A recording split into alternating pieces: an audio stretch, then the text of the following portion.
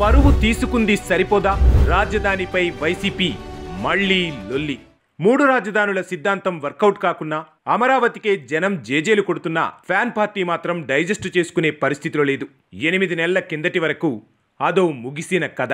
ఇప్పుడది తిరిగి నిలబడుతున్న 8 కోట్ల మంది ఆంధ్రుల ఆత్మగౌరవ ఎజెండా. తుడిపేద్దామనుకున్న చరిత్రను తిరిగి రాస్తున్న సమయంలో చావు దెబ్బతిని కూడా మళ్లీ పాతరాగమే వినిపిస్తోంది వైసీపీ.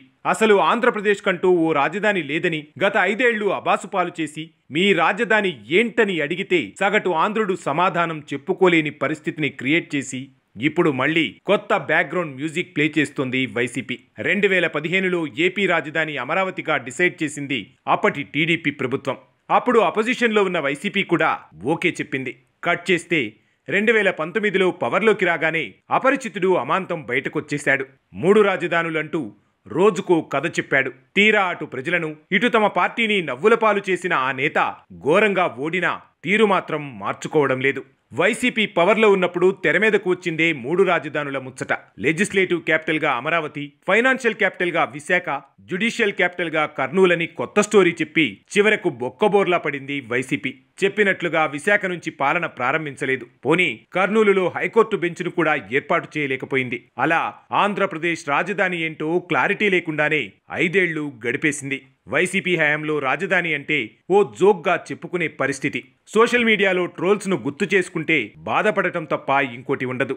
అదంతా ఒక ఎత్తైతే ఎన్నికల్లో వైసీపీ 3 రాజధానుల స్లోగన్కు ప్రజలు ఓటుతో జవాబిచ్చారు. విశాఖ క్యాపిటల్ అని గొప్పగా చెప్తే ఉత్తరాంధ్ర ప్రజలు ఇచ్చిన తీర్పు చూస్తే దిమ్మ తిరిగి బొమ్మ కనిపించింది. ఇక కర్నూలు జ్యుడిషియల్ క్యాపిటల్ అంటే కంచుకోట బీటలు వారింది.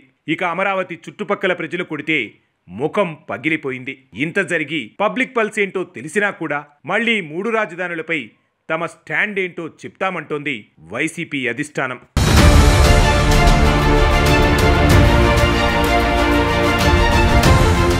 ఓ రాజకీయ పార్టీకి ప్రజల నిర్ణయమే ముఖ్యం. పబ్లిక్ పల్స్ ను పట్టుకుని డెసిషన్స్ తీసుకుంటేనే ఆ పార్టీకి మనుగడ ఉంటుంది. కానీ ఈగోకి పోయి చంద్రబాబు తెచ్చిన అమరావతిని కాదని అక్కడేదో స్కామ్ జరిగిందని కొండంత పాట పాడి ఏదో రాగం తీసింది వైసీపీ.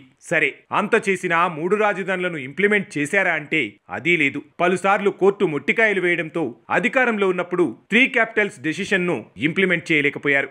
ఇప్పుడు కాకపోతే ఇంకో 40 ఏళ్లకు రాజధాని నిర్మాణం జరిగిన అమరావతి క్యాపిటల్. అలా అని ఆ నిర్ణయాన్ని వెనక్కి తీసుకోలేదు. ఇప్పుడు అపోజిషన్లోకి వచ్చాక కూడా తీరు మారకపోతే ఎలా అని ప్రశ్నిస్తున్నారు ఆంధ్రప్రదేశ్ ప్రజలు. రాష్ట్రం విడిపోయి 10 ఏళ్లైనా రాజధాని లేని రాష్ట్రంగా ఆగం చేసి ఇప్పుడిప్పుడే ట్రాక్ ఎక్కుతున్న అమరావతి పనులపై అక్కసు ఎందుకని ప్రశ్నిస్తున్నారు. ఇప్పుడు కాకపోతే ఇంకో 40 ఏళ్లకు రాజధాని నిర్మాణం జరిగిన అమరావతి క్యాపిటల్ ఇదే ఫైనల్, మేం ఫిక్స్ అయ్యాం, మీరు డిసైడ్ అయిపోండంటూ వైసీపీకి సూచిస్తోంది ఆంధ్ర ప్రజానికం. ఏపీ ప్రజలు కూడా అమరావతి రాజధానిని డిసైడ్ అయిపోయారు. ఇప్పుడు ఏపీలో కూటమి సర్కారు ముగిసిన అధ్యాయం అనుకున్న దాన్ని తెరిచింది. కేంద్రాన్ని బతిమాలు, సిచ్యువేషన్స్ ను వివరించు ఫండ్స్ తెస్తున్నారు సీఎం చంద్రబాబు. నవ్యాంధ్ర రాజధానికి 1000 కోట్ల నిధులను తెస్తూ అమరావతికి ఒక రూపును తీసుకొచ్చేందుకు ప్రయత్నం చేస్తున్నారు.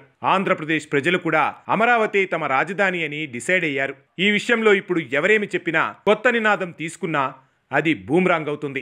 వైసీపీకి ఈ విషయాలన్నీ తెలియకుండా ఉంటాయా అని అంటున్నారు ప్రజలు. పైగా రాజధాని అన్నది పబ్లిక్ ఎమోషన్, సెంటిమెంట్ కు సంబంధించిన ఇష్యూ. అలాంటి మ్యాటర్లు ఆలోచించి మాట్లాడకుండా పిక్చర్ అభి బాకీ హై అన్నట్లు ప్రగల్భాలు పలికితే మిమ్మల్ని ఎవరూ బాగు చేయలేరంటున్నారు ప్రజలు. అయితే 3 రాజధానుల విషయంలో వైసీపీ తన స్టాండు మార్చుకోబోతుందన్న చర్చ సాగుతోంది. అందరూ కోరుకునే అమరావతికే జై కొడుతూనే ఇతర ప్రాంతాల అభివృద్ధి అనే నినాదాన్ని ఎత్తుకుంటుందన్న టాక్ వినిపిస్తోంది. త్వరలో తమ స్టాండ్ ఏంటో చెప్తామన్నారు. కాబట్టి చూడాలి వైసీపీ వైఖరి ఎలా ఉంటుందో.